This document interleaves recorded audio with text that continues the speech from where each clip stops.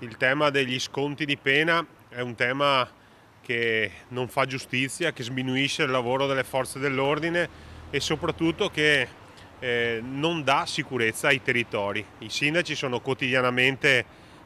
presi di mira anche dalle critiche dei cittadini sul tema della sicurezza, quando poi in realtà ci rendiamo conto che gli strumenti che abbiamo a disposizione sono insufficienti e non servono nemmeno per recuperare questi ragazzi. Quindi siccome noi vogliamo realmente delle città, dei paesi più sicuri, noi vogliamo costruire insieme al governo una nuova proposta che parta dal decreto Caivano ma che metta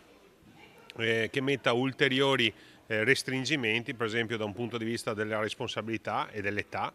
e soprattutto che non ci siano sconti nei confronti di coloro che sbagliano. L'esempio di via Castelmenardo è lampante. Siamo stati nell'occhio del ciclone per diverse settimane a causa di un episodio gravissimo che ha visto morire anche un ragazzo, per poi trovarci con un maxi sconto di pena per i responsabili. Ecco, noi riteniamo che sia inaccettabile e se vogliamo davvero che i nostri paesi tornino ad essere sicuri serve una riforma importante. Abbassare l'età punibile, perché è evidente che sempre più spesso i responsabili di certe situazioni criminose sono adolescenti che vanno dai 13 ai 15 anni